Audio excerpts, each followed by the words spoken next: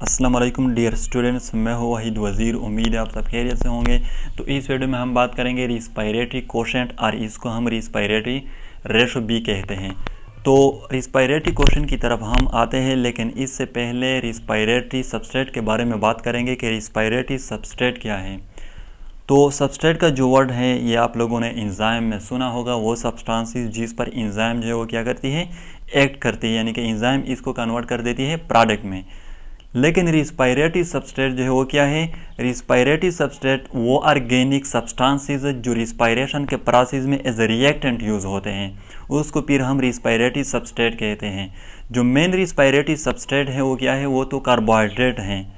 यानी कि हम कहते हैं ना कि रिस्पायरेशन में कार्बोहाइड्रेट की ब्रेकडाउन हो जाती है in the presence of oxygen और कार्बन डाइऑक्साइड, वाटर और एनर्जी, ये हमारे साथ एज अ प्रोडक्ट बन जाते हैं। लेकिन फैट जो है वो भी as a respiratory substrate use होता है, मतलब कि वो भी रिस्पायरेशन के प्रोसेस में एज अ रिएक्टेंट यूज़ होता है। इसी तरह प्रोटीन जो है वो भी as a respiratory substrate use होते हैं, लेकिन प्रोटीन तब as a respiratory substrate use होंगे जब कार्बोहाइड्रेट और फैट्स अवेलेबल ना हो।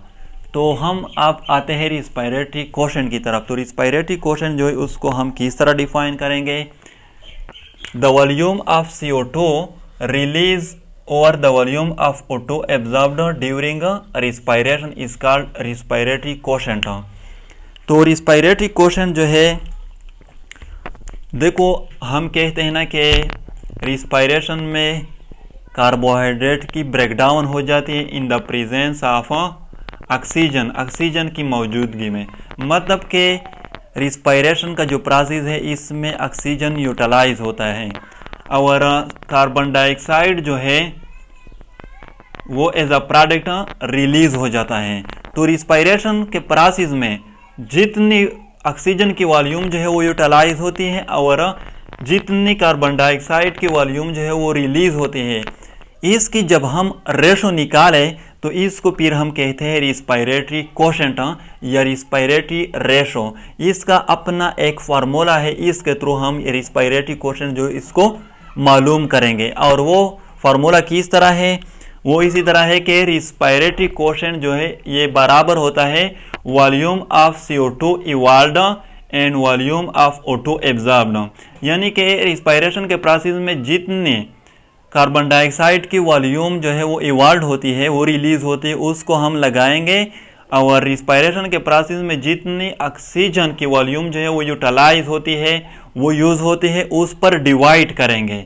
तो हमारे साथ जो आंसर आएगा वो रिस्पायरेटरी रेशो होगा या रिस्पायरेटरी कोशेंट होगा।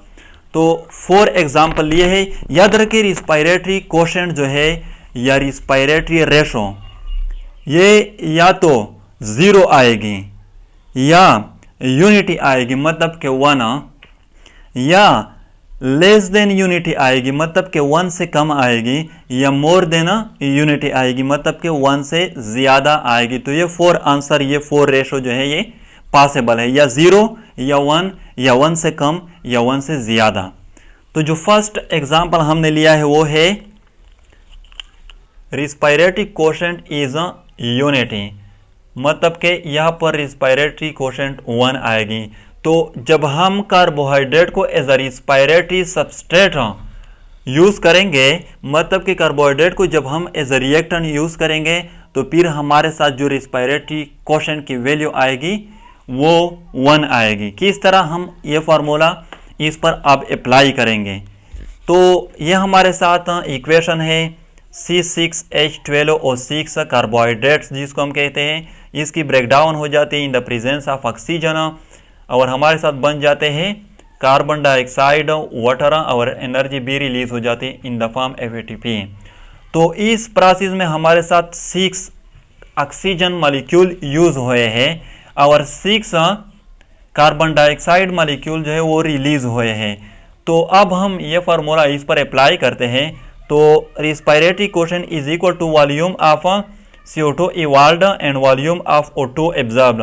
तो वॉल्यूम ऑफ CO2 जो है वो कितना है, 6 मॉलिक्यूल है, यहाँ पर 6 हम लगाएंगे और वॉल्यूम ऑफ ऑटो एब्जॉर्ब, तो कितने मॉलिक्यूल है ऑक्सीजन के, वो भी 6 हैं। तो 6 को 6 पर जब हम डिवाइड करेंगे तो हमारे साथ आंसर आ जाएगा 1।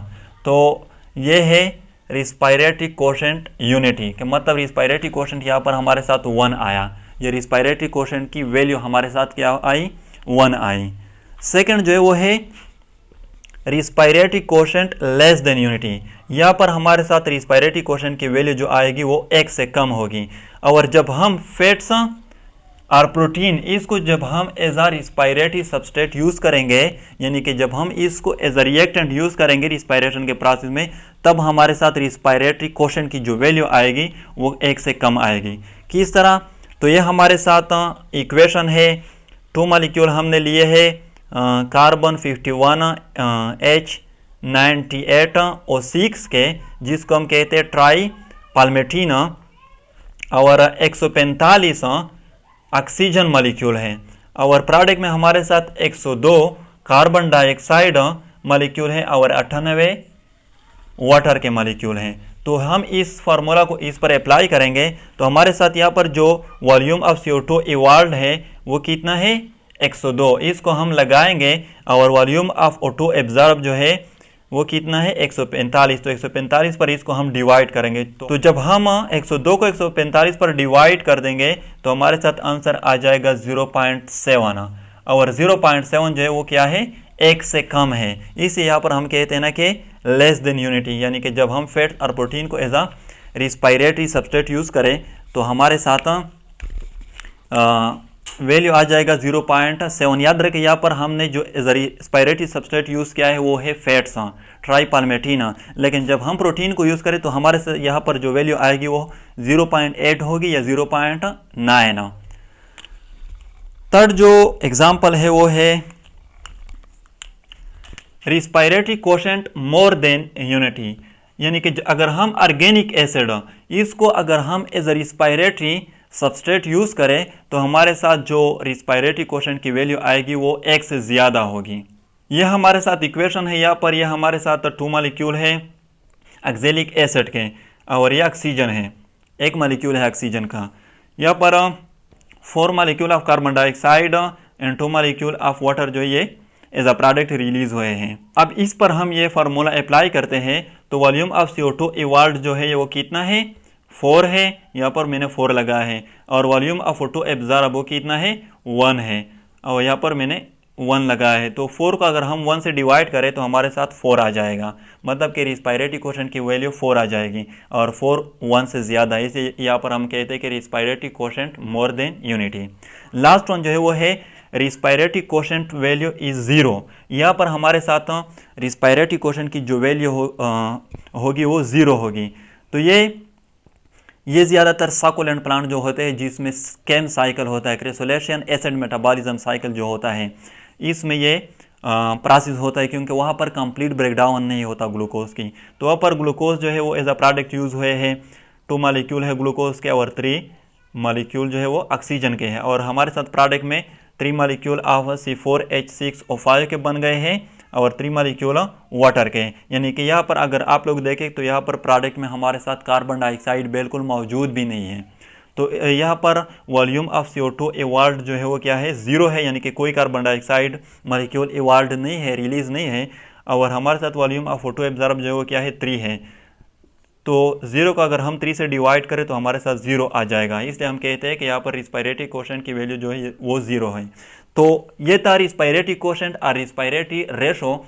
तो रिस्पायरेटरी कोशेंट की हमारे साथ 4 वैल्यू आएंगे, या 0 या 1 या लेस देन 1 या मोर देन 1। तो अगर वीडियो अच्छी लगे तो लाइक भी करें, कमेंट भी करें। अगर अभी तक चैनल को सब्सक्राइब नहीं किया है तो चैनल को भी सब्सक्राइब करें। थैंक यू एंड खुदा हाफिज़।